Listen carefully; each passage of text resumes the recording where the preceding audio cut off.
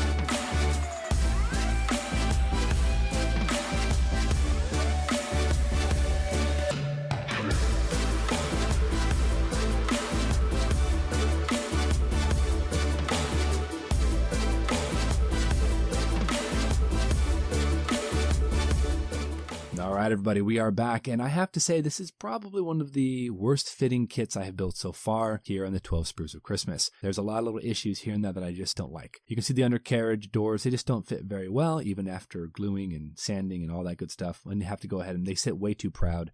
That has to be fixed. Also, the front intake, completely wrong shape, super thick, just not the right angle. The worst section, though, has got to be the nose, because the nose just doesn't look right. If you look at it, it kind of looks almost like an SU-15's nose. If you guys don't know what an SU-15 is, don't you worry, I'll get you introduced a little bit later. Now, of course, the drop tanks are fine. They aren't that difficult to do. They just plug right into some locating tabs here on the bottom of the wing.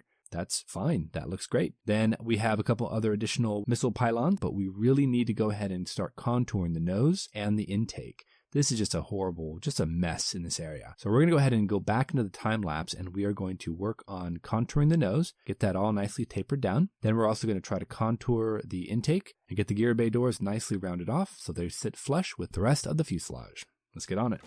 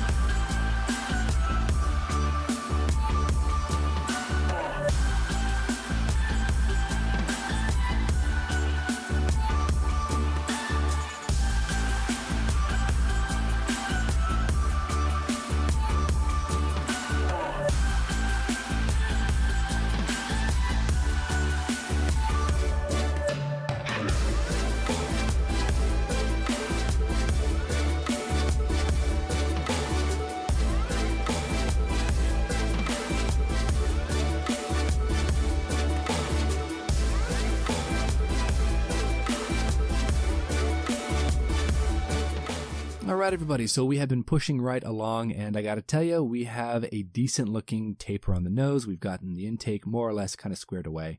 That's a lot of work, to be honest, but I think I'm happy with it. It's not going to get much better than that. So let's go ahead and move on to priming. I'm going to hit the entire thing with some Stynylrez primer, and then we're going to come on back. We'll start then painting up the rest of it. So back on that time lapse, let's push forward.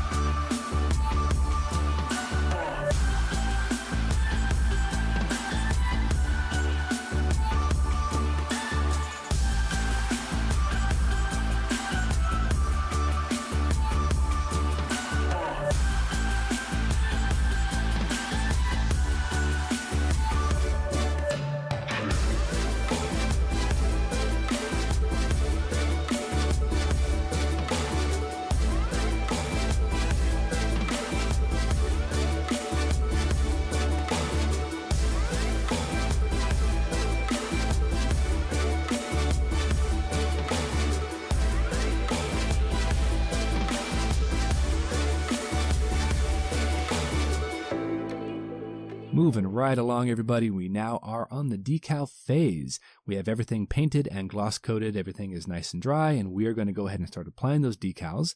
Then we're going to use a little bit of microsol, microset, get those all nicely squared away. And then all we have left to do is a flat coat and then hook on the missils and the canopy.